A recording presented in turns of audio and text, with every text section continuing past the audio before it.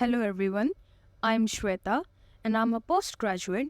I have done my bachelor's and master's in applied psychology. In this video, we will discuss Psychology, Class 11, NCERT, Chapter 4, Human Development.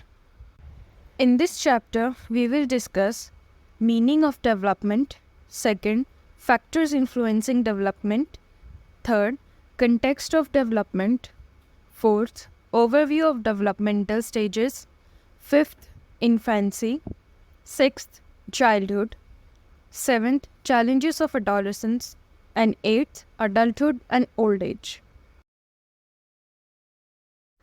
सबसे पहले let's understand few terms which are growth, development, maturation and evolution. First is growth.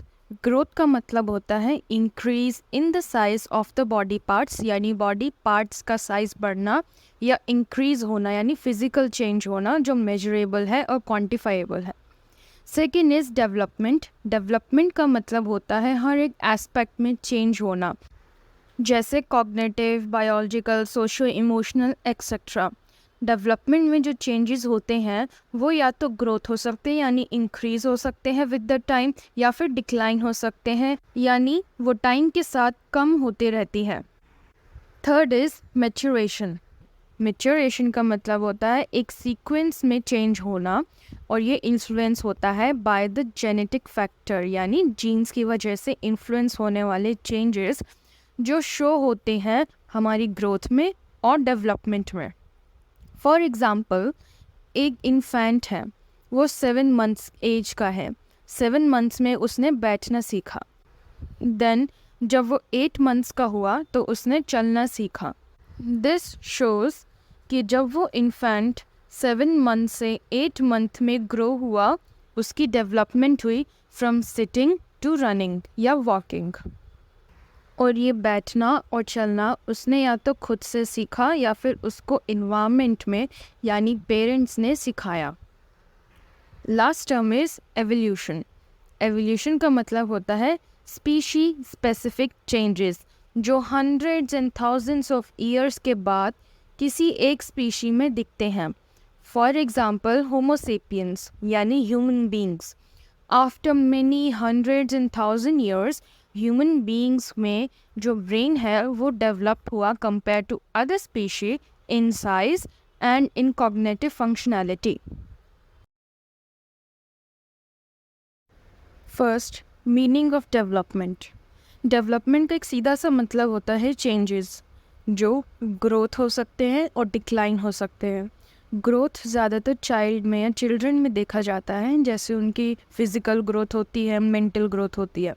और decline old age में देखा जाता है जब उनकी hearing ability का डिक्लाइन होता है, कई बार कॉग्निटिव फंक्शंस का भी डिक्लाइन होता है. सो डेवलपमेंट एक पैटर्न होता है चेंजेस का जो प्रोग्रेसिव होता है, ऑर्डर में होता है और प्रिडिक्टेबल होता है. और ये कंसेप्शन के टाइम में शुरू हो जाता है और through out the life time till death continue रहता है, यानी development is a life time process. Development majorly 3 areas में होती है या 3 टाइप्स की होती है जो एक साथ ये साइमल्टेनियसली चलती रहती है, जैसे बायोलॉजिकल प्रोसेसेस यानी बायोलॉजिकल डेवलपमेंट जो पेरेंट्स से मिले हुए या इनहेरिटेड जीन्स की वजह से होते हैं, जैसे height, weight, brain, heart, lungs etcetera. Second is cognitive processes यानी कॉग्निटिव डेवलपमेंट. इसका मतलब होता है मेंटल एक्टिविटीज़ की डेवलपमेंट, जैसे process of knowing and experiencing. इसमें आ गए thoughts, perception, attention, problem solving etcetera. Third is socio emotional processes यानी वो सारे चेंजेस जो दिखते हैं किसी इंडिविजुअल या पर्सन के दूसरे पीपल या पर्सन के साथ इंटरेक्शन के दौरान, और ये इमोशनल भी हो सकते हैं और पर्सनालिटी में चेंजेस भी हो सकते हैं. फॉर एग्ज़ाम्पल, जब बच्चा अपनी मम्मी को हग करता है यानी गले लगाता है तो इसमें वो अफेक्शन शो करता है, तो एक इमोशनल रिस्पॉन्स हो गया टुवर्ड्स द अदर पर्सन यानी उसकी मदर के लिए. Similarly, a young girl showing affection to his or her sibling. Life span perspective on development. काफ़ी सारे रिसर्चर्स जिन्होंने लाइफ स्पैन डेवलपमेंट पे रिसर्च की, उन्होंने मिल के एक पर्सपेक्टिव बनाया, यानी उन सब रिसर्चर्स के पर्सपेक्टिव्स मिलाकर एक पर्सपेक्टिव बना जिसको कहते हैं लाइफ स्पैन पर्सपेक्टिव। इस लाइफ स्पैन पर्सपेक्टिव के फॉलोइंग 7 अजम्पशंस हैं regarding development. First, development is life long, यानी डेवलपमेंट किसी भी एज में कभी भी हो सकती है, and it starts from conception till and continues till the time of death. Second assumption is development processes में इंक्लूड होते हैं biological, cognitive and socio emotional processes. Third is development is multi directional, मतलब development का मतलब सिर्फ growth होना नहीं है। डेवलपमेंट का मतलब होता है ग्रोथ भी हो सकती है और डिक्लाइन भी हो सकता है eight the same time. For example, in old age, जब जो ओल्ड एज पीपल होते हैं उनके पास एक्सपीरियंस ज़्यादा होता है, तो उनके डिसीजंस काफ़ी वाइज़र यानी काफ़ी सही होते हैं और अच्छे होते हैं। But at the same time उनकी फ़िज़िकल डेवलपमेंट में डिक्लाइन होने लगता है, यानी वो अच्छे से स्पीड से वॉक नहीं कर सकते और ना ही रन कर सकते हैं। Fourth is development is highly plastic, यानी डेवलपमेंट इज़ मॉडिफाइबल, यानी किसी भी स्टेज पे कभी भी किसी भी बायोलॉजिकल, कॉग्निटिव या सोशो इमोशनल प्रोसेस को मॉडिफाई किया जा सकता है या चेंज किया जा सकता है।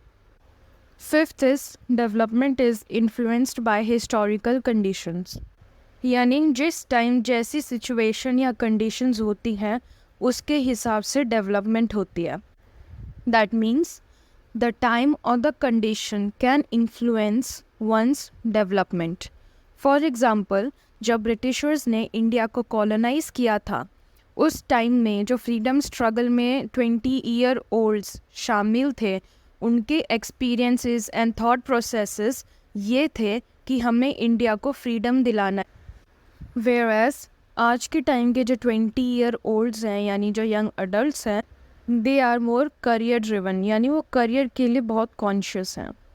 Sixth is development is the concern of a number of disciplines, यानी कई सारे डिसिप्लिन्स लाइफ स्पैन डेवलपमेंट में काम कर रहे हैं और स्टडी कर रहे हैं, जैसे psychology, anthropology, sociology, neurosciences etcetera, to understand the life span development. Seventh and last is an individual responds and acts on contexts. Context का मतलब जो एट प्रेजेंट सिचुएशन है, यानी जो एट प्रेजेंट सिचुएशन या कंटेक्स्ट है उसके हिसाब से भी डेवलपमेंट होती है। फॉर एग्ज़ाम्पल, एक पर्सन के चाइल्डहुड में उसके साथ चाइल्डहुड ट्रॉमा हुआ, जिसमें उसने फॉर एग्ज़ाम्पल अपने पेरेंट को खो दिया, यानी डेथ ऑफ अ पेरेंट, तो उसके ऊपर एक नेगेटिव इन्फ्लुएंस हुआ और उसने उसके साथ डील किया, उसको काफ़ी दिक्कतें भी आई। पर जब वो बड़ा हुआ, उसकी जॉब लग गई and he gets a very good job, तो एक उसका पॉजिटिव इन्फ्लुएंस हुआ। तो यानी चाइल्डहुड में जैसे उसके साथ नेगेटिव इन्फ्लुएंस हुआ, तो वहीं उसके साथ अडल्टहुड में पॉजिटिव इन्फ्लुएंस भी हुआ। दैट मीन्स सिचुएशन के साथ इंडिविजुअल कैसे रिस्पॉन्स करता है वो भी उसके डेवलपमेंट को दर्शाता है या बताता है। Second is factors influencing development. इसमें हेरिडिटी एंड इन्वायरमेंट के रोल को इन डेवलपमेंट बताया गया है, डिस्कस किया गया है। हेरिडिटी में जीन्स के रोल को बताया गया है कि कैसे जो जेनेटिक मटेरियल है वो इन्फ्लुएंस करता है डेवलपमेंट को। फॉर एग्ज़ाम्पल, फिज़िकल ट्रेट्स और साइकोलॉजिकल कैरेक्टरिस्टिक्स जो एंसेस्टर्स या पेरेंट्स से जीन्स के रूप में इनहेरिट किए हैं, वो इन्फ्लुएंस करता है किसी पर्सन के हाइट को, वेट को, आई कलर को, स्किन कलर को, और इंटेलिजेंस लेवल को, क्रिएटिविटी लेवल को टू सम एक्सटेंट। किसी पर्सन के जेनेटिक मटेरियल्स को जेनोटाइप कहते हैं, और वो जेनोटाइप कैसे एक्सप्रेस हो रहे हैं या कैसे शो हो रहे हैं इन ऑब्जर्वेबल एंड मेजरेबल मैनर, उनको फेनोटाइप कहते हैं। फिनोटाइप फिज़िकल ट्रेट्स भी हो सकते हैं और साइकोलॉजिकल कैरेक्टरिस्टिक्स भी हो सकते हैं।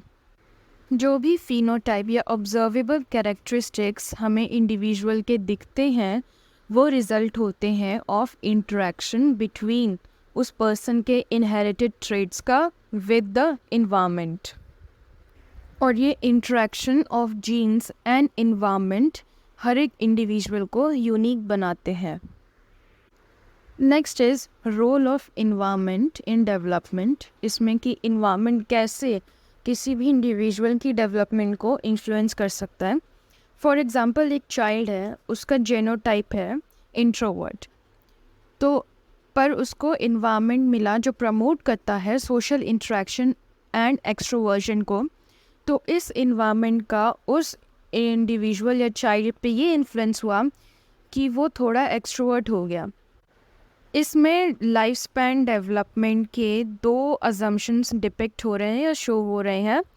फर्स्ट अजम्पशन 4 कि डेवलपमेंट इज़ हाईली प्लास्टिक, यानी वो जो इंडिविजुअल का जेनोटाइप है इंट्रोवर्ट, वो मॉडिफाइबल हो गया विद द इन्फ्लुएंस या interaction of environment of being the child little extrovert. Second is 7th assumption that the individual responds and acts on context, यानी जो उसका context है वो हो गया environment, वो है कि social and extroversion का, और उस context को उस child ने respond किया और act किया by being a little more extrovert। पर लेकिन जीन्स एक लिमिट भी सेट करते हैं और उस लिमिट के अंदर ही इन्वायरमेंट उस इंडिविजुअल की डेवलपमेंट को इन्फ्लुएंस करता है। फॉर एग्ज़ाम्पल जीन्स है ऑफ शॉर्ट हाइट, यानी छोटी हाइट का एक जीन है या फेनोटाइप है उस इंडिविजुअल में, तो उसको चाहे इन्वायरमेंट में कितना ही अच्छा न्यूट्रिशनल फूड मिले या फिर एक्सपोजर मिले टू इंक्रीज़ द हाइट, पर उसकी हाइट इंक्रीज़ नहीं होगी। पेरेंट्स एक चाइल्ड की डेवलपमेंट के लिए जीन्स भी प्रोवाइड करते हैं और इन्वायरमेंट भी प्रोवाइड करते हैं। फॉर एग्ज़ाम्पल जैसे इंटेलिजेंट पेरेंट्स हैं, उन्होंने अपने चाइल्ड को जीन्स दिए ऑफ इंटेलिजेंस। अब जो पेरेंट्स के एक्सपीरियंसेस हैं वो इन्फ्लुएंस करेंगे कि वो अपने चाइल्ड को कैसा इन्वायरमेंट देंगे। जैसे फॉर एग्ज़ाम्पल वो इंटेलिजेंट पेरेंट्स अपने चाइल्ड को बुक्स प्रोवाइड कराएंगे ताकि वो एक अच्छे से पढ़ लिख सके और उनमें कई सारी स्किल्स डेवलप भी करवाएंगे। Third is context of development. Context का मतलब होता है सिचुएशंस, यानी वो सारी इन्वायरमेंटल सिचुएशंस जो किसी ह्यूमन बीइंग के डेवलपमेंट को इन्फ्लुएंस करती है। इसमें बेसिकली 2 मॉडल्स पर फोकस किया गया है। फर्स्ट यूरी ब्रॉनफेनब्रेनर का contextual model and second Durganand Sinha का इकोलॉजिकल मॉडल। यूरी के कंटेक्चुअल व्यू मॉडल में 5 लेयर्स के थ्रू 5 टाइप्स ऑफ इन्वायरमेंट को बताया गया है। The first layer is micro system, जो एक इंडिविजुअल का बहुत इंटीमिडेट या पर्सनल इन्वायरमेंट होता है जिसमें सोशल एजेंट्स होते हैं, family, peers, teachers and neighbourhood. Second layer is यानी second environment is meso system. इसमें जो सोशल एजेंट्स हैं उनका आपस में क्या रिलेशन है या कैसा रिलेशन है उसको डिस्कस किया है। फॉर एग्ज़ाम्पल कोई पेरेंट उस चाइल्ड के टीचर के साथ कैसे रिलेट करता है, या वो पेरेंट्स उस एडोलेसेंट या चिल्ड्रन के फ्रेंड्स को कैसे देखते हैं। थर्ड लेयर या थर्ड इन्वायरमेंट इज़ एक्सोसिस्टम। इसमें वो सारे इवेंट्स इंक्लूड होते हैं जो सोशल सेटिंग में अकर होते हैं और वो उस चाइल्ड या पर्सन को इन्फ्लुएंस करते हैं इनडायरेक्टली, जैसे social media, peer pressure etcetera. Fourth environment या fourth environmental layer is macro system. इसमें इंक्लूड होता है कल्चर का रोल ऑन द इंडिविजुअल, कि कैसे कल्चरल बिलीव्स एंड वैल्यूज़ उस इंडिविजुअल में वही वैल्यूज़ एंड बिलीव्स को डेवलप करते हैं और कैसे उसको इन्फ्लुएंस करते हैं। Fifth and last layer is Chrono system. Chrono system में मेजर लाइफ इवेंट्स इंक्लूड होते हैं जैसे मैरिज या डाइवोर्स या कोई इकोनॉमिकल सेटबैक या फिर कोई ideology etcetera. Next model is Durganand Sinha's ecological model. ये बेसिकली जो कंटेक्चुअल मॉडल है उसका इंडियन वर्जन है for the Indian children. Durganand Sinha के मॉडल में 2 लेयर्स होती हैं। फर्स्ट लेयर को अपर या विजिबल लेयर कहते हैं और जो सेकंड लेयर है उसको सराउंडिंग लेयर कहते हैं। फर्स्ट लेयर में इंक्लूड होता है home, school, peer group etcetera. Home में कि घर में कैसी कंडीशंस हैं, क्या छोटे स्पेस में ज़्यादा लोग रहते हैं, क्या उस चाइल्ड को प्रॉपर रिसोर्सेज, टॉयज़ या टेक्नोलॉजिकल डिवाइसेस मिलते हैं या नहीं मिलते हैं। और स्कूलिंग में कि nature of schooling, quality of schooling, school में फैसिलिटीज़ हैं या नहीं है। और पीयर ग्रुप में कि उस चाइल्ड का अपने फ्रेंड्स के साथ कैसा इंटरेक्शन होता है या कौन कौन सी एक्टिविटीज़ वो लोग साथ में करते हैं etcetera. Second layer that is surrounding layer, it includes the following. First, geographical environment. Basically जो नेबरहुड कैसा है, वो लोकेलिटी कैसी है और कैसी पॉपुलेशन के साथ वो चाइल्ड रहता है। सेकेंड इज़ इंस्टीट्यूशनल सेटिंग, यानी जो कास्ट सिस्टम है या क्लास सिस्टम है या और भी कोई अदर सिस्टम है, जैसे इंडिया में 4 कास्ट सिस्टम होता था, lower caste and upper caste, क्या वो प्रैक्टिसेस उसकी लोकेलिटी में होती है या उसके साथ हुई है। थर्ड इज़ एमिनिटीज़ अवेलेबल, यानी फैसिलिटीज़ अवेलेबल, जो बेसिक फैसिलिटीज़ होती हैं कि ड्रिंकिंग वाटर उसको अवेलेबल है या नहीं है, इलेक्ट्रिसिटी, एंटरटेनमेंट के मीन्स एक्सेट्रा।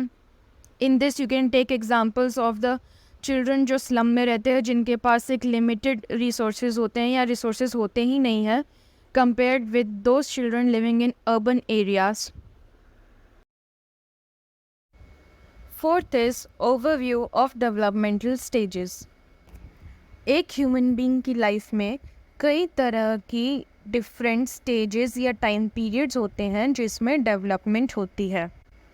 इन स्टेजेस को कहते हैं डेवलपमेंटल स्टेजेस, जैसे infancy, childhood, adolescence, young adults and old age. Her stage में डेवलपमेंट होना ज़रूरी है ताकि नेक्स्ट स्टेज में जब इंडिविजुअल जाए तो उसे दिक्कत ना हो। हर स्टेज में डेवलपमेंटल टास्क्स होते हैं जो किसी इंडिविजुअल को जो उस स्टेज में है एकम्प्लिश करना ज़रूरी है। डेवलपमेंटल टास्क्स वो टास्क होते हैं जो एक पर्टिकुलर डेवलपमेंटल स्टेज में एक्टिविटीज़ या टास्क्स परफॉर्म करना या फुलफ़िल होना ज़रूरी होता है। Majorly there are 6 developmental stages. First, prenatal stage. Second, infancy. Third, childhood. Fourth, adolescence. Fifth, adulthood. And sixth, old age. First is prenatal stage. Prenatal stage वो time होता है जो कंसेप्शन से शुरू होता है और continues till the time of birth, यानी जितना टाइम वो इन्फेंट या ऑफ स्प्रिंग अपने मदर के वूम में रहा है, दैट इज़ अबाउट 40 वीक्स, वो टाइम पीरियड होता है प्री नेटल स्टेज। इस टाइम पीरियड के दौरान 3 factors can affect the development. First, genetic factors, second, environmental factors and third, maternal characteristics. Maternal characteristics मतलब मदर से रिलेटेड जो भी चीज़ें हैं, जैसे मदर्स एज, उनका न्यूट्रिशन, उनकी इमोशनल स्टेट, ये भी इफ़ेक्ट करते हैं वूम में टू द ऑफस्प्रिंग। अगर मदर ने कोई ड्रग ले लिया या उसको कोई इन्फेक्शन हो गया या इन्वायरमेंट में पोल्यूशन है, तो ये सब चीज़ें जो फीटस है या ऑफस्प्रिंग है उसको अफेक्ट करेगी। या तो कोई अबनॉर्मेलिटी हो जाएगी उस फीटस को या फिर उसकी डेथ भी हो सकती है। Second stage is infancy. Birth से लेके 2 इयर्स की एज को इन्फेंसी कहते हैं। एक इन्फेंट बेसिक लाइफ एक्टिविटीज़ या फंक्शंस कर सकता है, जैसे breathing, sucking, swallowing and discharging the bodily waste.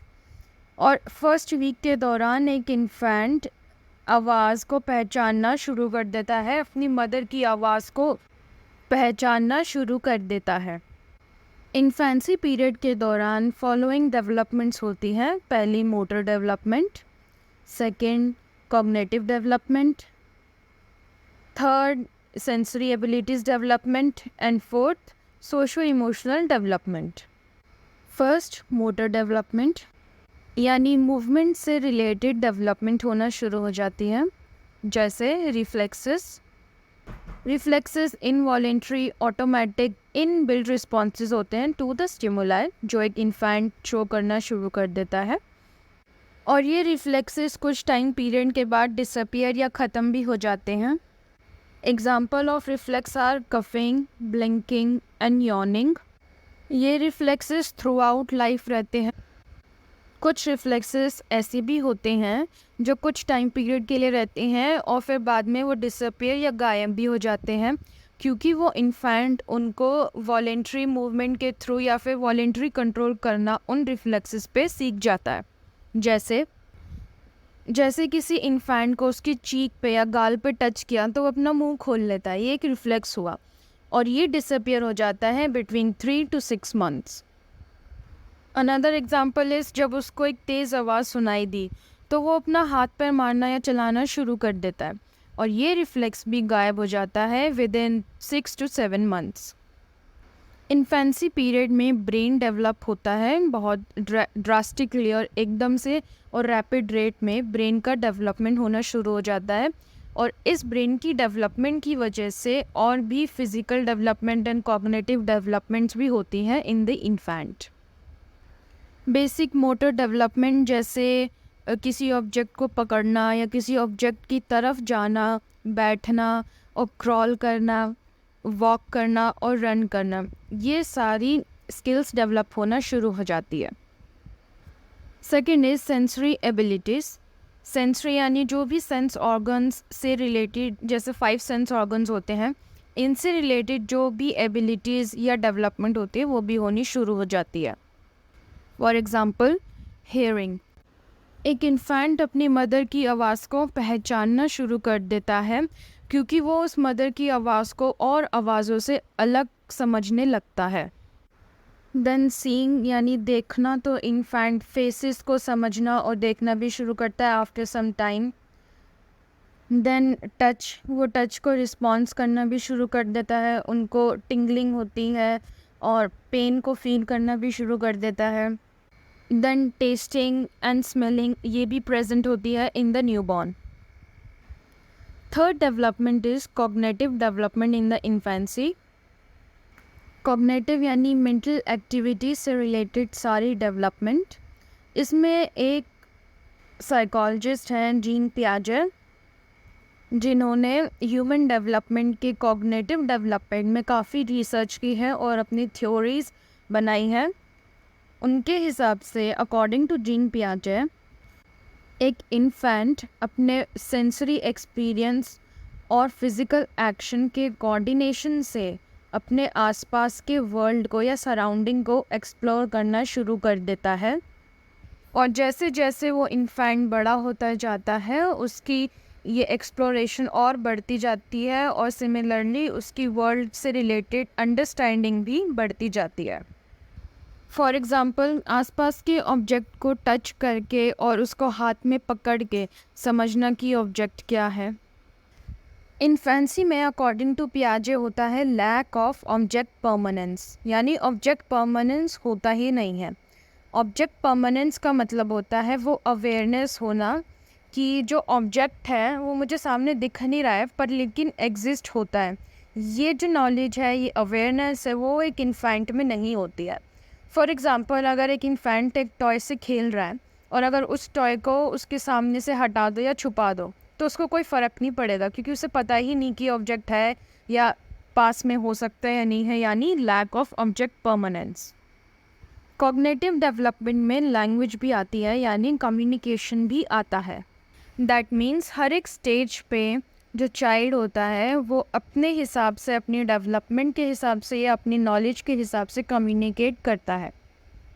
Infancy के दौरान बैबलिंग होती है, यानी साउंड्स निकालना शुरू कर देता है from the mouth to communicate. Fourth and last development is socio emotional development. Socio emotional means other human beings से रिलेटेड इंटरेक्शन या रिलेशनशिप और अदर ह्यूमन बींग्स और अपने आप से रिलेटेड इमोशंस एंड फीलिंग्स को एक्सप्रेस करना और शो करना। और ये शो होता है थ्रू अटैचमेंट, यानी अपने केयर गिवर या मदर के साथ इमोशनल बॉन्ड होना, अफेक्शन होना, ये होता है अटैचमेंट।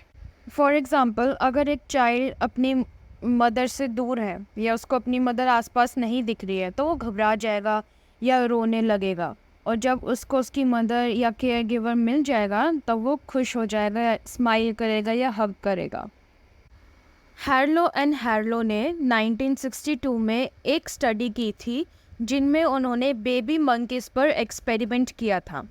जैसे ही वो मंकीज़ बॉर्न हुए उनको 8 घंटे बाद ही उनकी मदर से अलग कर दिया था और 6 महीने के लिए उनको एक सब्स्टिट्यूट मदर्स के द्वारा पाला गया। वो सब्स्टिट्यूट मदर्स बनी हुई थी वायर से एक, और एक दूसरी बनी हुई थी क्लोथ से। कुछ मंकीज़ को वायर वाली मम्मी के थ्रू पाला पोसा गया या फेड कराया गया, और बाकियों को और कुछ को क्लोथ से बनी हुई मम्मी से।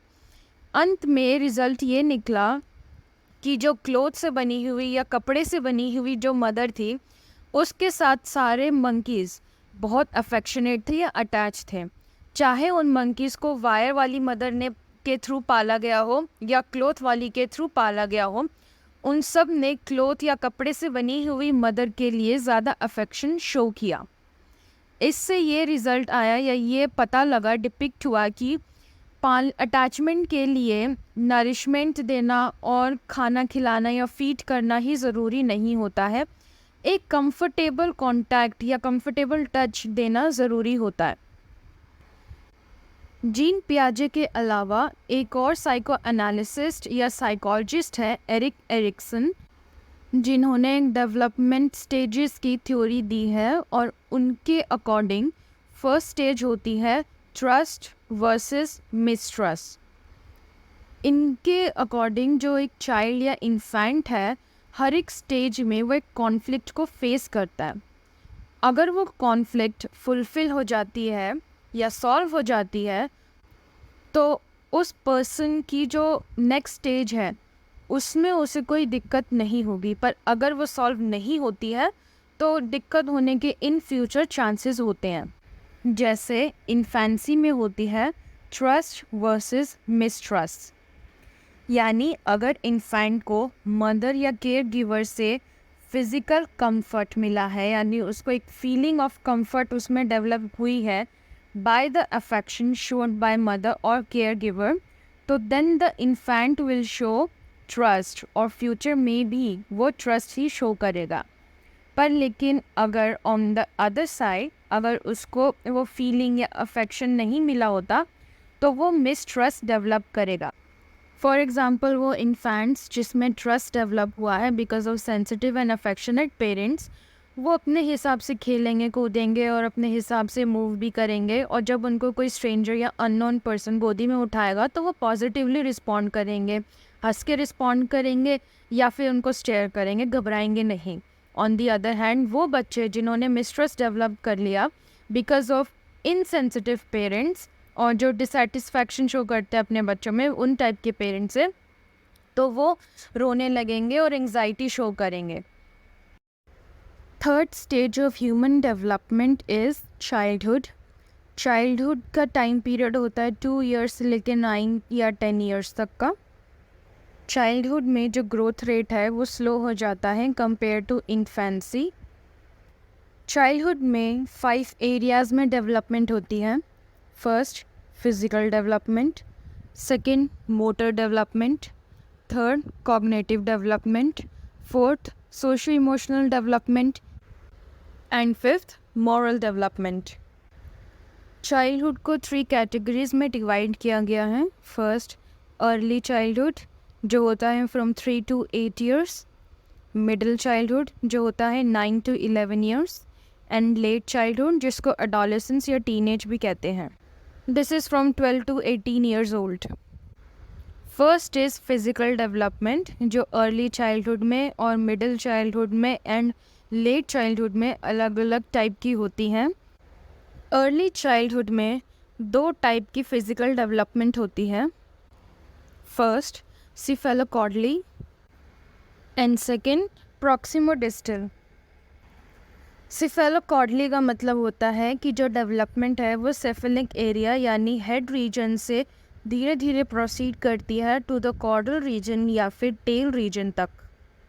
इसमें बेसिकली हेड रीजन की डेवलपमेंट होती है सबसे पहले, और इसी की वजह से जो इन्फेंट्स होते हैं यानी जो छोटे अर्ली चाइल्डहुड एज के चिल्ड्रन होते हैं, उनका जो हेड होता है वो पूरी बॉडी के कंपैरेटिवली ज़्यादा बड़ा होता है। सेकेंड इज़ प्रॉक्सिमोडिस्टल, यानी जो सेंटर बॉडी होती है, मिडिल बॉडी होती है, जिसको टॉर्सो कहते हैं, इसकी डेवलपमेंट होना स्टार्ट हो जाती है और जो चाइल्ड होता है टॉर्सो रीजन पे कंट्रोल गेन करना शुरू कर देता है। इसके बाद डेवलपमेंट होती है लोअर बॉडी पार्ट्स की। जैसे जैसे चाइल्ड बड़ा होता जाता है एज वाइज, वो स्लिम या पतला दिखने लगता है क्योंकि उसकी जो बॉडी है वो लंबी होती रहती है और बॉडी फैट ख़त्म होने लगता है। चाइल्डहुड में सबसे ज़्यादा डेवलपमेंट और सबसे तेज़ डेवलपमेंट होती है ब्रेन की और हेड रीजन की।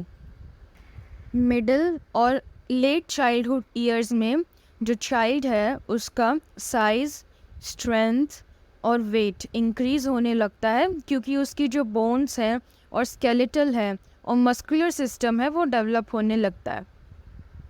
Second area of development is motor development. Motor development में 2 टाइप की मोटर स्किल्स डेवलप होती हैं। First gross motor skill and second fine motor skill. Gross motor skills का मतलब होता है ओवरऑल आर्म्स एंड लेग्स की डेवलपमेंट, यानी आर्म्स और लेग्स को भी यूज़ करना चाइल्ड सीख जाता है, उनको हिलाना और मूव करना सीख जाता है। फाइन मोटर स्किल्स में आते हैं फिंगर्स का यूज़ और आई और हैंड का कोऑर्डिनेशन यूज़। जैसे ही चाइल्ड में ग्रॉस मोटर स्किल्स और फाइन मोटर स्किल्स डेवलप होनी शुरू हो जाती है, जो चाइल्ड है वो अपना प्रेफरेंस दिखाना शुरू कर देता है for using either a left hand और a right hand. Example of gross motor skills in a child is jumping, running, climbing, etc. Examples of fine motor skills in a child is building a blocks, picking up objects with finger and thumb, solving a jigsaw puzzle, etc. For example fine motor skills में जब jigsaw puzzle एक child solve कर रहा होता है तो उसमें involve होती है उसकी आइज़ और उसकी hands to place that puzzle in a place. Basically eyes और हैंड के कोऑर्डिनेशन को यूज़ करना चाइल्ड सीख जाता है। Third area of development in a child is cognitive development. Cognitive का मतलब होता है माइंड से रिलेटेड सारी एक्टिविटीज़ एंड डेवलपमेंट। इस एज में चाइल्ड ऑब्जेक्ट परमानेंस सीख जाता है। ऑब्जेक्ट परमानेंस का मतलब होता है वो अवेयरनेस कि ऑब्जेक्ट प्रेजेंट है या एग्जिस्ट करता है, चाहे वो मुझे सामने दिखे या ना दिखे, और ये ऑब्जेक्ट परमानेंस इन्फेंसी में नहीं होती है, ये डेवलप नहीं होती है। जैसा इन्फेंसी में चाइल्ड अपने आसपास के वर्ल्ड को एक्सप्लोर करना शुरू कर देता है, वही एक्सप्लोरेशन और understanding about the world and surrounding childhood में और बढ़ती जाती है, और चाइल्डहुड में वो बाय रिप्रेजेंट करता है वर्ल्ड को in the form of symbols in their mind. इसी की वजह से वो चाइल्ड एक मेंटल इमेज बना लेता है एक ऑब्जेक्ट की, या मेंटल सिंबल बना लेता है अबाउट द ऑब्जेक्ट, और तभी उसे ये पता लगता है कि वो ऑब्जेक्ट एक्चुअली में एग्जिस्ट करता है। फॉर एग्ज़ाम्पल, अगर एक चाइल्ड के एक टॉय है, उसके टॉय को अगर छुपा दो तो वो चाइल्ड उसे ढूंढने लगेगा क्योंकि उसने उस टॉय की मेंटल इमेज बना रखी है। जीन पियाजे ने इस अर्ली चाइल्डहुड स्टेज को कहा है प्री ऑपरेशनल स्टेज, यानी वो स्टेज जो होती है इन 2 to 7 years ऑफ चाइल्ड, और इसमें चाइल्ड सिंबॉलिक थॉट या सिंबॉलिक मेंटल इमेज बनाना डेवलप करना शुरू कर देता है और ऑब्जेक्ट परमानेंस भी लर्न कर लेता है या इस्टेब्लिश कर लेता है। इसी मेंटल इमेज या मेंटल सिंबल्स की वजह से जो चाइल्ड होता है वो ट्रीज़ को, डॉग को या हाउस को या पीपल को ड्रॉ करना या पहचानना शुरू कर देता है। प्री ऑपरेशनल स्टेज में 3 टाइप्स ऑफ बिलीव्स डेवलप होते हैं इन द चाइल्ड।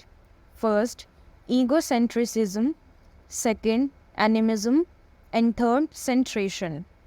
ईगोसेंट्रिसिज्म में ईगो का मतलब सेल्फ और सेंट्रिसिज्म का मतलब फोकस यानी सेल्फ फोकस होता है और चाइल्ड वर्ल्ड को अपने हिसाब से देखता है, अपने पॉइंट ऑफ व्यू के हिसाब से देखता है और दूसरों के पॉइंट ऑफ व्यू को कंसीडर ही नहीं करता है।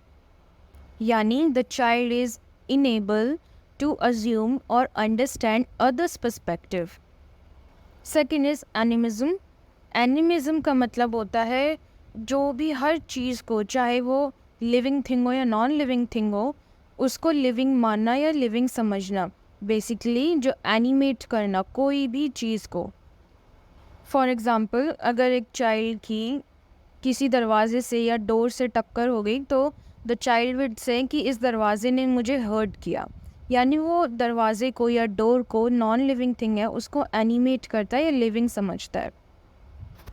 4 ईयर्स से लेके 7 ईयर्स तक की एज के जो बच्चे होते हैं उनमें एक और फीचर होता है जिसको पियाजे ने कहा है इंट्यूटिव थॉट्स। बेसिकली क्यूरियोसिटी, जानने की इच्छा। For example, they may ask why the sky is blue, how the tree grows, etcetera. Third feature of pre operational stage is सेंट्रेशन, यानी किसी भी ऑब्जेक्ट के किसी एक कैरेक्टरिस्टिक या किसी एक फीचर पर ही फोकस करना, उस पूरे ऑब्जेक्ट पर या उसके और उससे रिलेटेड और भी फीचर्स पर फोकस ना करना। फॉर एग्ज़ाम्पल, 2 ग्लास है, एक ग्लास लंबा है और बिग है और सेकंड जो ग्लास है वो शॉर्ट है यानी छोटा है पर लेकिन चौड़ा है, और इन दोनों ग्लासेस में सेम क्वांटिटी का वाटर या जूस आता है। अब चाइल्ड को कहेंगे कि इसमें से कोई एक चूज़ करो तो वो चाइल्ड सेंट्रेशन की वजह से बड़े या टॉल ग्लास को चूज़ करेगा, क्योंकि उसके हिसाब से जो बड़ा और टॉल होता है उसमें ज़्यादा चीज़ें आती हैं। दो both tall and short glass have the same capacity. Next is middle and late childhood stage, यानी 7 to 11 years of age, जिसको जीन पियाजे ने कॉन्क्रीट ऑपरेशनल थॉट स्टेज कहा है। इसमें जो इंट्यूटिव थॉट्स थे वो लॉजिकल थॉट्स में बदल जाते हैं। अब जो चाइल्ड होता है वो मेंटली इमेजिन कर सकता है ऑफ द फिज़िकल एक्शंस, यानी जो फिज़िकली वो कर सकता है उसको मेंटली या मेंटल इमेजेस या मेंटल एक्शंस के थ्रू इमेजिन कर सकता है, जो वो अर्ली चाइल्डहुड में नहीं कर पाता था। अर्ली चाइल्डहुड में जो चाइल्ड था वो सिर्फ मेंटल सिंबल बना सकता था ऑफ सम ऑब्जेक्ट्स, पर लेकिन वो फिज़िकल एक्शंस को सोच नहीं पाता था। लेट एंड मिडिल चाइल्डहुड में वो सोच पाता है कोई भी फिज़िकल एक्शन को मेंटली। यानी जो चाइल्ड प्री ऑपरेशनल स्टेज में था, यानी अर्ली चाइल्डहुड वाला चाइल्ड, वो किसी भी ऑब्जेक्ट के सिर्फ एक ही फीचर या कैरेक्टरिस्टिक पे फोकस करता था।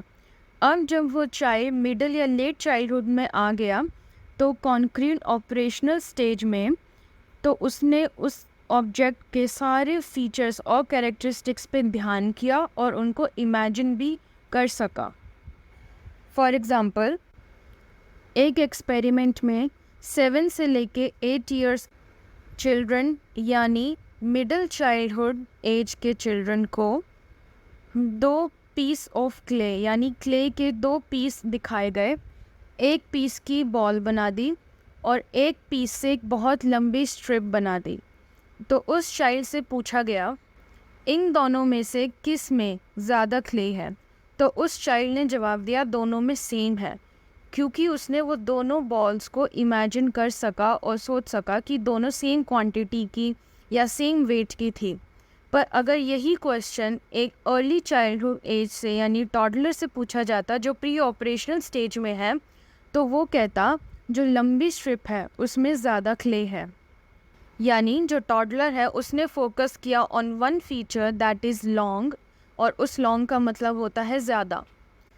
ऑन दी अदर हैंड जो मिडल एजड चाइल्ड है उसने उस क्ले के सारे फीचर को इमेजिन कर लिया, सारे कैरेक्टरिस्टिक्स को इमेजिन कर लिया, उसका वेट, उसका कलर, उसका क्वांटिटी सब, और तब उसने ये कंक्लूजन निकाला कि दोनों ही क्ले के जो पीस है वो सेम है। मिडल एंड लेट चाइल्डहुड यानी कॉन्क्रीट ऑपरेशनल स्टेज में एनिमिज्म ख़त्म हो जाता है, ईगोसेंट्रिज्म ख़त्म हो जाता है और more flexible thinking child adopt करने लगता है। Fourth area of development in child is socio emotional development. इसमें self, gender and moral development में फोकस होता है in a child. Early childhood में सेल्फ की डेवलपमेंट होना शुरू हो जाती है बिकॉज ऑफ सोशलाइजेशन, यानी दूसरों से अपार्ट फ्रॉम हिमसेल्फ और हर सेल्फ दूसरों से इंटरेक्शन करना, उनसे रिलेशनशिप डेवलप करना, इससे उसे एक सेल्फ या एक आइडेंटिटी की डेवलपमेंट हो जाती है। इसमें एरिक एरिक्सन की सेकंड स्टेज यानी इनिशिएशन वर्सेस गिल्ट डेवलप होती है। अगर पेरेंट्स ने चाइल्ड को पॉजिटिवली रिस्पॉन्ड किया कि वो चाइल्ड अपने हिसाब से एक्सप्लोर करे या कोई भी एक्टिविटी सीखे जैसे running, riding a bicycle etcetera, तो उसमें सेंस ऑफ इनिशिएशन डेवलप होता है। अगर वही पेरेंट्स उसको अप्रिशिएट नहीं करे या उसको बिल्कुल इग्नोर करे या नेग्लेक्ट करे या उसको स्कोल्ड करे या डांटे, तो वहीं उस चाइल्ड में डेवलप होता है गिल्ट। और ये दोनों फीलिंग सेल्फ इनिशिएशन की और गिल्ट की फ्यूचर में भी परसिस्ट कर सकती है या रह सकती है। मिडल एंड लेट चाइल्डहुड में सोशो इमोशनल डेवलपमेंट ऐसे होती है कि वो जो चाइल्ड होता है वो अपने कैरेक्टरिस्टिक्स यानी इंटरनल कैरेक्टरिस्टिक्स, अपनी क्वालिटीज़ या खूबियों की बेसिस पे अपने आप को आइडेंटिफाई करना शुरू कर देता है rather than on the basis of skin color या physique etc. फॉर एग्ज़ाम्पल वो चाइल्ड कहेगा कि I am smart, I am a good student because I obey my teachers. Also वो जो चाइल्ड है वो अपने आप को ऐसे भी आइडेंटिफाई कर सकता है या ऐसे भी डिस्क्राइब कर सकता है by being a part of a group या being a member of a group. And lastly जो चाइल्ड है वो अपना ग्रुप सर्कल बनाता है, यानी वो फैमिली के बियॉन्ड अपना टाइम स्पेंड करता है with peers and friends. Last developmental area in childhood is moral development. In this stage the child starts to differentiate between good and bad and right and wrong. According to Lawrence Kohlberg, जो child है उसकी moral development भी होती है along with socio emotional and cognitive development. Kohlberg ने एक experiment किया with the children जिसमें उन्होंने चिल्ड्रन को ऐसी स्टोरीज सुनाई या प्रेजेंट की जिसमें जो कैरेक्टर्स थे वो फेस कर रहे थे एक मॉरल डिलेमा या मॉरल प्रॉब्लम। रिजल्ट्स ये निकला कि अलग अलग एज के चिल्ड्रन हर सिचुएशन को, उसी सेम सिचुएशन को अलग तरीके से देखते हैं on the basis of right and wrong. जैसे जो 9 साल या 9 ईयर्स से छोटे बच्चे होते हैं वो एक्सटर्नल अथॉरिटी के नज़रिए से एक प्रॉब्लम को या सिचुएशन को देखते हैं, यानी एक्शंस वो रॉन्ग है जिनको पनिश किया जाए और राइट वो है जिसको रिवॉर्ड किया जाए। इन द लेट चाइल्डहुड या early adolescence set of rules के बेसिस पे मॉरल डेवलपमेंट होती है, यानी पेरेंट्स के जो रूल्स है वो या फिर जो सोसाइटल रूल्स है या सोसाइटी के लॉज हैं उनके बेसिस पे।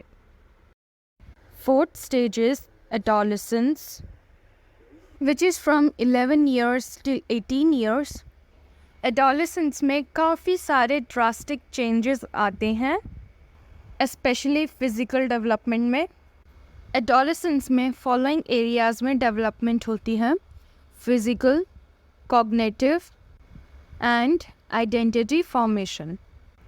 एडोलेसेंस का मतलब होता है वो स्टेज ऑफ लाइफ जिसमें प्यूबर्टी शुरू हो जाती है, सेकेंडली सेक्सुअल मैच्योरिटी होती है, and thirdly the adolescent has the ability to reproduce. And also adolescence में रैपिड चेंजेस होते हैं, यानी एकदम से चेंजेस होते हैं both biologically and psychologically. Physical development में जो बॉडी है वो एकदम से ग्रो करने लगती है।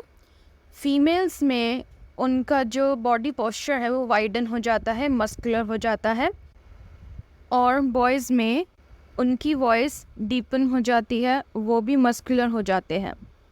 Apart from this, both in girls and boys hormones release होते हैं ड्यूरिंग प्यूबर्टी, जो रिजल्ट करते हैं in development of primary and secondary sexual characteristics. Primary characteristics are related to reproduction and secondary related to sexual maturity. Physical development में during puberty genetic factors and environmental factors role play करते हैं, और इनकी वजह से कुछ individuals जल्दी develop हो जाते हैं, या कुछ टाइम पे होते हैं, या फिर कुछ लेट डेवलप होते हैं। फॉर एग्ज़ाम्पल मेनार्क या मेंस्ट्रुएशन फीमेल्स में कभी टाइम पे हो सकता है और कुछ फीमेल्स में लेट शुरू होता है। सिमिलरली बॉयज़ में भी कुछ फिज़िकल डेवलपमेंट्स या तो जल्दी शुरू हो जाती है या फिर कुछ बॉयज़ में लेट शुरू होती हैं। फिज़िकल डेवलपमेंट के साथ साथ साइकोलॉजिकल चेंजेस भी आते हैं, क्योंकि जो एडोलेसेंट है वो सेक्सुअली डेवलप होता है, तो इसके रिगार्डिंग काफ़ी सारे साइकोलॉजिकल चेंज आते हैं, जैसे body image and their sexual identity. Also, adolescents opposite gender या opposite sex के जो लोग होते हैं, people होते हैं, उनकी तरफ attract होते हैं। Next is cognitive developmental changes. Early childhood में intuitive thoughts होते हैं, जो late and middle childhood में logical thoughts बन जाते हैं।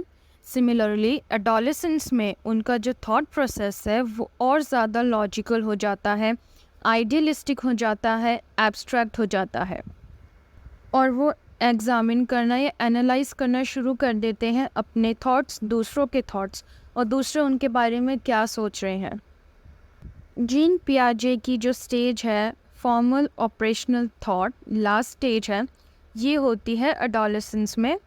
इसमें जो एडोलेसेंस है अपनी मेंटल इमेजेस के साथ लॉजिक लगाते हैं और एक्सपीरियंसेस जोड़ते हैं, और इसको मिला के वो एक हाइपोथेटिकल थिंकिंग डेवलप करते हैं। इस फॉर्मल ऑपरेशनल थिंकिंग की डेवलपमेंट की वजह से वो एक आइडियल कैरेक्टरिस्टिक्स डेवलप करते हैं और उनको सोचना शुरू कर देते हैं कि आइडियली क्या होना चाहिए, और इस चीज़ को वो अप्लाई करते हैं अपने ऊपर और दूसरों के ऊपर, और इसके बेसिस में कंपैरिजन करना शुरू कर देते हैं। फॉर एग्ज़ाम्पल आइडियल पेरेंट कैसा होना चाहिए, इसके बारे में वो सोच सकते हैं, और फिर इसी से रिलेटेड अपने पेरेंट्स को भी सोचते हैं, और फिर आइडियल स्टैंडर्ड्स को और अपने जो खुद के पेरेंट्स हैं उनको कंपेयर करना शुरू कर देते हैं। एडोलेसेंस की लॉजिकल थिंकिंग के लिए जीन पियाजे ने एक टर्म दिया है हाइपोथेटिकल डिडक्टिव रीजनिंग, जिसका मतलब ये होता है कि जो एडोलेसेंट है उनकी थिंकिंग एक सिस्टमैटिक मैनर में हो जाती है, यानी अब वो ये सोच सकते हैं कि कोई भी एक्शन जो हो रहा है उसके पीछे का कारण क्या है, पॉसिबल कॉजेस क्या है। यही लॉजिकल थिंकिंग एडोलेसेंट की मोरल डेवलपमेंट को इन्फ्लुएंस करती है, यानी जो प्री डिफाइंड रूल्स है या जो सोशल रूल्स हैं जो वो चाइल्डहुड में मानते आ रहे हैं, उनका एक अल्टरनेटिव ऑप्शन वो ढूंढ लेते हैं, यानी बहुत फ्लेक्सिबल हो जाते हैं regarding the rules. For example एक जब वो एडोलेसेंट चाइल्ड था तब वो ये सोचता था कि स्मोकिंग इज़ वेरी बैड। जब वो एडोलेसेंट हुआ उसने अपने पीयर्स को, फ्रेंड्स को स्मोक करते हुए देखा, तो वो इस मोरालिटी को क्वेश्चन करेगा कि can I smoke, is smoking good, अगर स्मोकिंग बैड है तो मेरे आसपास के लोग स्मोक क्यों कर रहे हैं, और इसके बेसिस पे वो ये डिसीजन भी ले सकता है कि can I smoke. Adolescent stage में भी ईगोसेंट्रिज्म डेवलप हो सकता है, ईगोसेंट्रिज्म का मतलब होता है सेल्फ फोकस यानी अपने ऊपर फोकस। डेविड एल्काइंड के अकॉर्डिंग इसके ईगोसेंट्रिज्म के दो कंपोनेंट्स होते हैं, यानी दो तरीके से कोई एडोलेसेंट सेल्फ फोकस होता है मेजरली और mainly, which are first imaginary audience and second personal fable. Imaginary audience में as the name implies adolescent imagine करता है ऑडियंस को यानी लोगों को कि कहीं लोग मुझे देख तो नहीं रहे, कई लोग मुझे नोटिस तो नहीं कर रहे, मेरे बिहेवियर को तो नहीं जज कर रहे हैं, ऐसे ऐसे थॉट्स आना शुरू हो जाते हैं। और इन थॉट्स या इमेजिनरी ऑडियंस की वजह से एडोलेसेंट्स मोस्टली सेल्फ कॉन्शियस हो जाते हैं। Second is personal fable. Personal fable का मतलब होता है सेंस ऑफ यूनिकनेस, यानी वो सेंस होना कि मैं यूनिक हूँ या किस वे में यूनिक हूँ, ये भी डेवलप हो जाता है। पर इस सेंस ऑफ यूनिकनेस की वजह से ऐसे थॉट्स या ऐसे बिलीव्स भी बन जाते हैं कि कोई मुझे समझता नहीं है क्योंकि मैं इनसे अलग हूँ। Third development is development of identity. This is Erik Erikson's fifth stage which is identity versus confusion. इसमें ये कॉन्फ्लिक्ट होता है टू फॉर्म एन आइडेंटिटी, यानी अपनी एक खुद की आइडेंटिटी बनाना जो एक एडोलेसेंट को उनके पेरेंट्स और आसपास के लोगों से अलग करती है। इसकी वजह से पेरेंट्स और एडोलेसेंट्स के बीच काफ़ी कॉन्फ्लिक्ट्स भी हो जाते हैं। पर जो एडोलेसेंट इसको कॉन्फ्लिक्ट को कोप अप कर लेते हैं और अपनी एक सेंस ऑफ सेल्फ एस्टैब्लिश कर देते हैं by finding their identity, that means they have developed their identity. वही अगर एडोलेसेंट अपनी एक आइडेंटिटी नहीं फॉर्म कर पाता तो they develop a sense of confusion. इस स्टेज में दो चीज़ होती है। पहले या तो वो इंडिविजुअल या एडोलेसेंट अपने आप को आइसोलेट कर लेगा या अलग कर लेगा from their family and peers और फ्रेंड्स। सेकेंडली, या फिर वो अपनी आइडेंटिटी खो देगा इन द क्राउड, यानी वो अपनी आइडेंटिटी फॉर्म नहीं कर पाएगा। और इसीलिए एडोलेसेंस में बहुत कन्फ्यूजन भी रहता है because they wanted to be independent but at the same time वो डरते भी हैं, they are afraid of it, क्योंकि अपने आप से कोई इनिशिएटिव लेना होता है, इसीलिए वो थोड़ा डरते भी हैं। और ये लीड करता है या तो low self confidence and insecurity या फिर high self confidence and insecurity.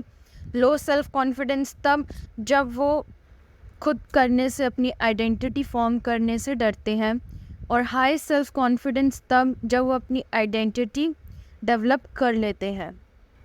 काफ़ी सारे फैक्टर्स एडोलेसेंट की आइडेंटिटी फॉर्मेशन को इन्फ्लुएंस करते हैं, जैसे cultural background, family and social values, ethnic background and socio economic status. Another changes in adolescence is वो अपनी फैमिली को टाइम कम देते हैं या बिल्कुल भी नहीं देते हैं, और पीयर्स एंड फ्रेंड्स को ज़्यादा टाइम देते हैं क्योंकि उनमें एक नीड होती है to be supported and accepted by their peers.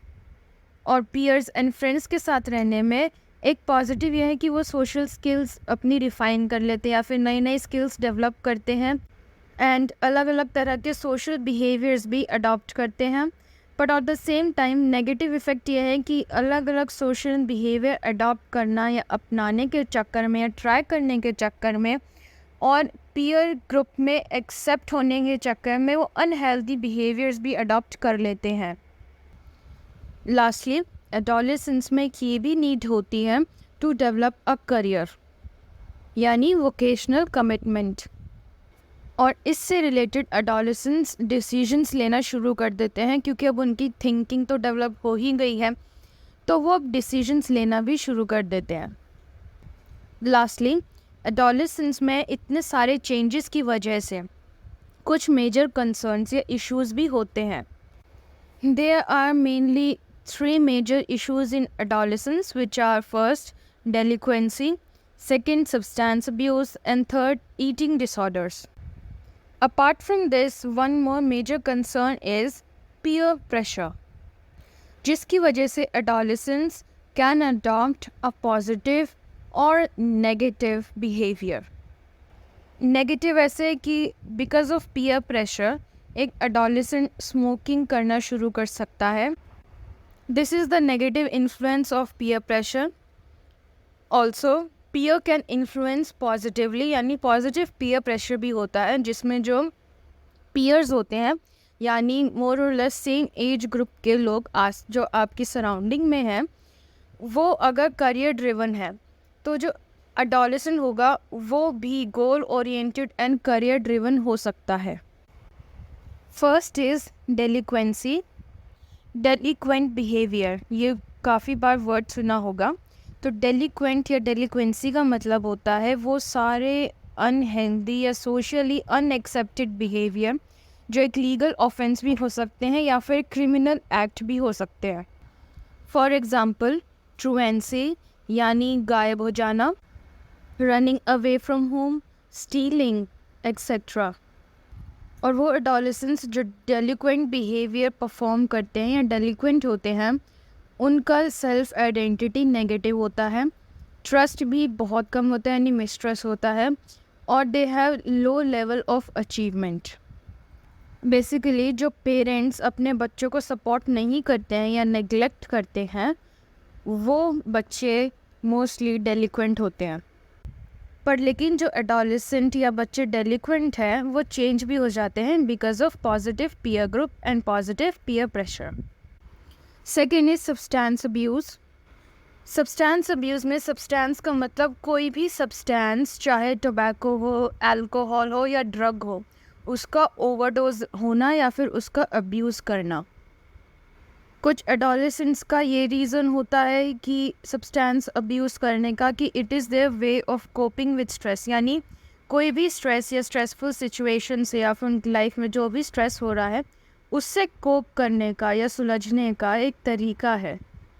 और कुछ एडोलेसेंट्स के केस में पीयर प्रेशर की वजह से भी सब्सटेंस अब्यूज़ हो सकता है क्योंकि उस एडोलेसेंट को उस पीयर ग्रुप में एक्सेप्ट होने की नीड है, यानी वो उस ग्रुप में शामिल होना चाहता है. अनदर रीज़न ये हो सकता है कि उनका एक डिज़ायर है कि उन्हें अडल्ट्स की तरह बिहेव करना है. जो एडोलेसेंट सब्सटेंस अब्यूज़ में जाते हैं या सब्सटेंस अब्यूज़ करते हैं वो मोस्टली इम्पल्सिव होते हैं, एग्रेसिव होते हैं, एंग्शियस होते हैं, डिप्रेसिव होते हैं और अनप्रेडिक्टेबल होते हैं. उनकी सेल्फ एस्टीम भी बहुत लो होती है और उनकी अचीवमेंट की एक्सपेक्टेशन भी बहुत कम होती है, यानी उनका अचीवमेंट की तरफ या करियर की तरफ, उनकी लाइफ की तरफ ध्यान ही नहीं होता है. अगर ड्रग यूज़ या सब्सटेंस अब्यूज़ काफ़ी लंबे टाइम तक चला तो फिजियोलॉजिकल डिपेंडेंसी भी हो सकती है जिसको एडिक्शन कहते हैं. सब्सटेंस अब्यूज़ को प्रिवेंट करने के लिए पॉजिटिव रिलेशन होना किसी एडोलेसेंट की लाइफ में बहुत ज़रूरी है, चाहे वो पेरेंट्स से हो, केयर गिवर से हो, पीयर्स के साथ हो, सिबलिंग्स के साथ हो या किसी भी अडल्ट्स के साथ हो. Third and last concern is eating disorders. या तो फिज़िकल डेवलपमेंट की वजह से क्योंकि बिकॉज ऑफ प्यूबर्टी चेंजेस या फिर थॉट्स की वजह से regarding self identity, adolescents are more conscious with their self और इसके चक्कर में वो ईटिंग डिसऑर्डर्स डेवलप कर लेते हैं because they feel that they are dissatisfied with their bodies. 2 types of eating disorders are anorexia nervosa and bulimia. Anorexia nervosa में जो एडोलेसेंट होता है उसका सिर्फ एक ही फोकस होता है कि उसे पतला होना है बिकॉज़ वो अपनी बॉडी से डिससेटिस्फाई है, चाहे उसका वेट कितना भी कम हो, और इसकी वजह से वो अपने आप को स्टार्व करते हैं और यानी भूखा रखते हैं और उनका वेट कम होता जाता है. मीडिया इन्फ्लुएंसेस या मीडिया मॉडल्स इसमें बहुत बड़ा रोल प्ले करते हैं to influence the adolescents. Bulimia में binge and purge eating pattern होता है. बिंज मतलब ठूसना, बहुत सारा खाना, और पर्ज मतलब निकालना या तो वॉमिट के थ्रू या फिर डाइजेस्टिव लैक्सेटिव्स के थ्रू. और वॉमिटिंग सेल्फ इंड्यूस्ड होती है यानी ज़बरदस्ती की वॉमिटिंग करते हैं. वॉमिट और लैक्सेटिव के अलावा वो फास्ट भी रखते हैं. ईटिंग डिसऑर्डर्स कंपैरेटिवली या मोस्टली फीमेल्स में ज़्यादा होता है as compare to mails.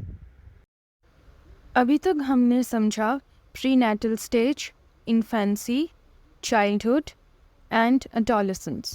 The next stage of human development is adulthood.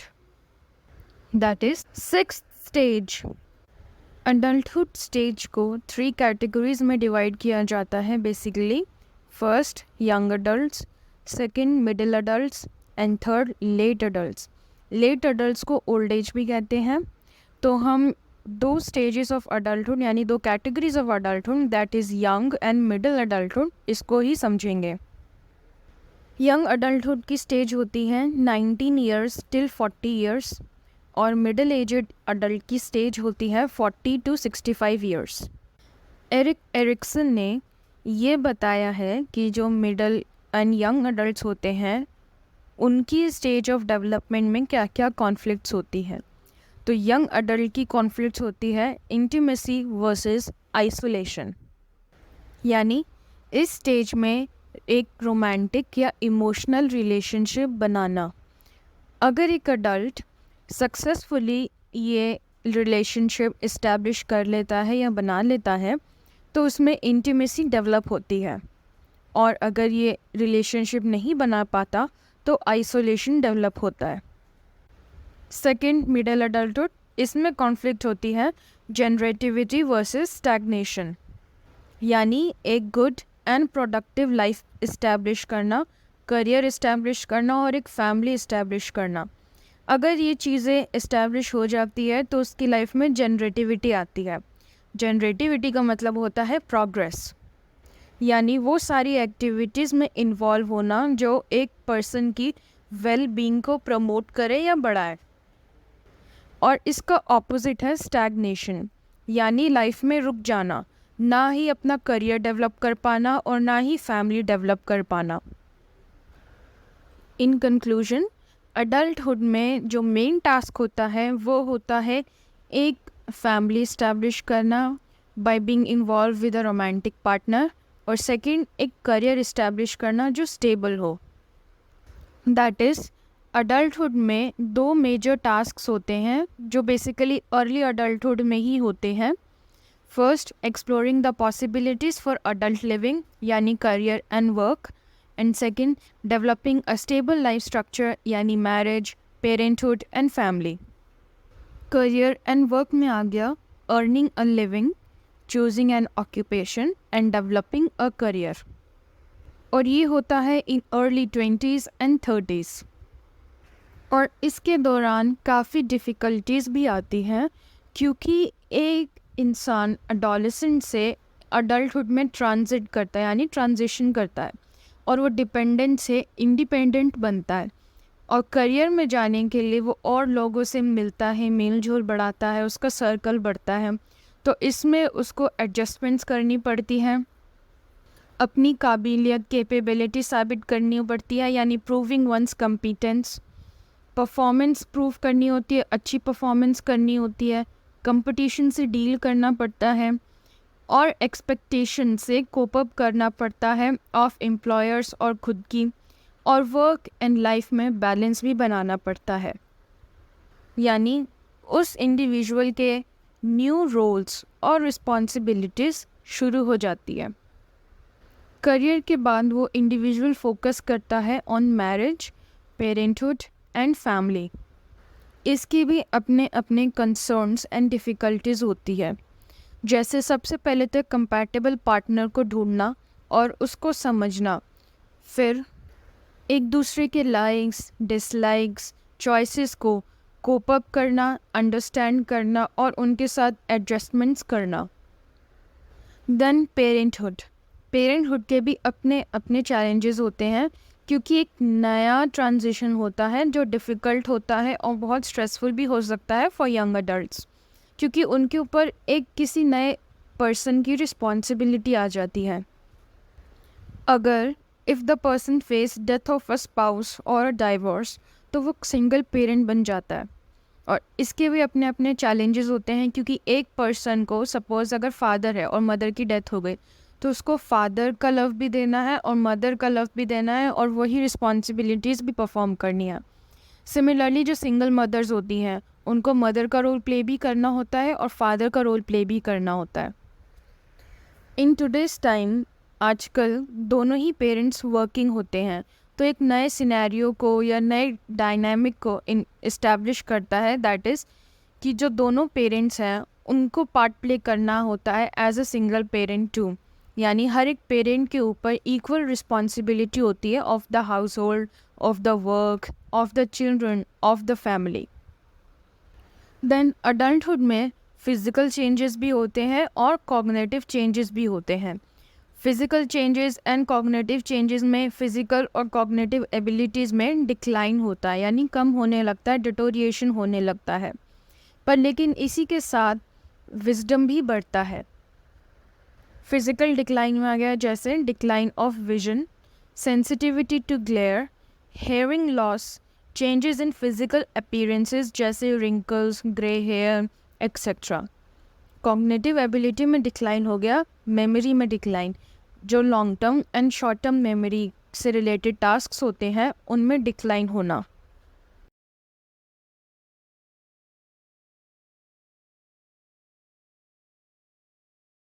The last stage of human development is old age, जो होती है from 60 to 65 years till death. Erik Erikson ने इस स्टेज की कॉन्फ्लिक्ट को कहा है बिटवीन इंटेग्रिटी वर्सेस डिस्पेयर। इसमें जो ओल्ड एज पीपल होते हैं वो अपनी पुरानी लाइफ को देखते हैं, समझते हैं, यानी they look back in their life, और जब वो ये देखते हैं कि अपनी वो लाइफ से सेटिस्फाई हैं, उन्होंने सही से जिया, तो उनमें इंटेग्रिटी डेवलप होती है। अगर उन्होंने ये देखा कि उन्होंने गलत चॉइसेस की हैं या कोई अपॉर्चुनिटीज़ मिस कर दी हैं या गलत तरीके से जिया है, तो उनमें डिस्पेयर डेवलप होता है। इंटेग्रिटी का मतलब होता है कि honesty and having a strong moral principles.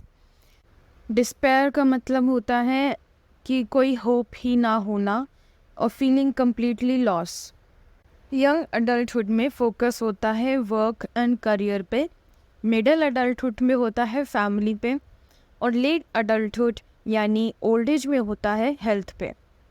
Because उनकी फ़िज़िकल एबिलिटीज़ और साइकोलॉजिकल यानी कॉग्निटिव डिक्लाइन होने लगती है, पर लेकिन उनका जो विजडम है वो इंक्रीज़ होने लगता है because of the experiences of their life.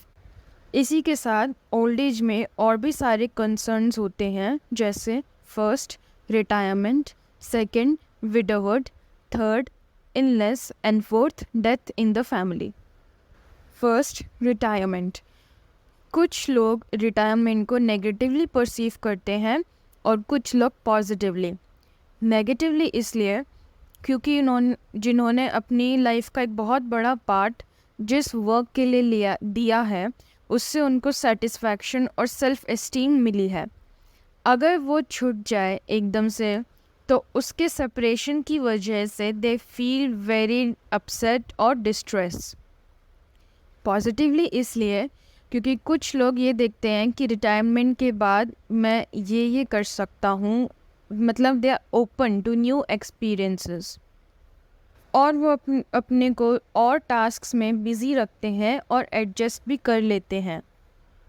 Second is changes in family structure, यानी widowhood and death in the family.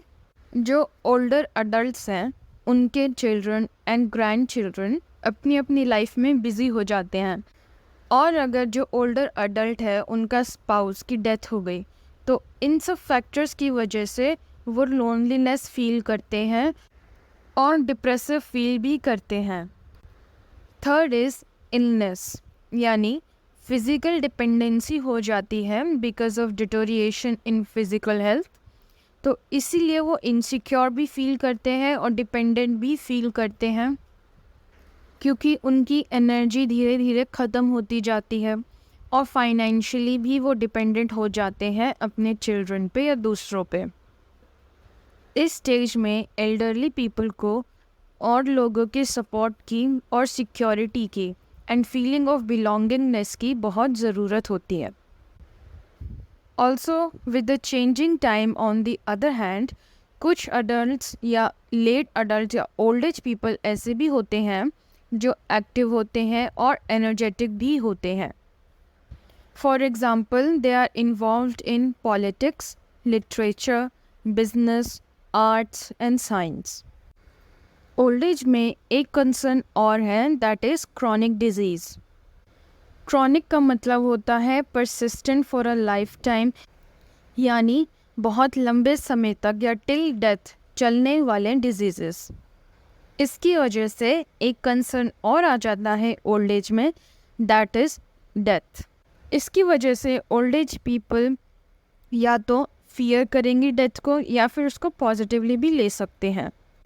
Apart from this, grief भी होता है ओल्ड एज पीपल में, because they have lost any member of their family या फिर they have lost their spouse.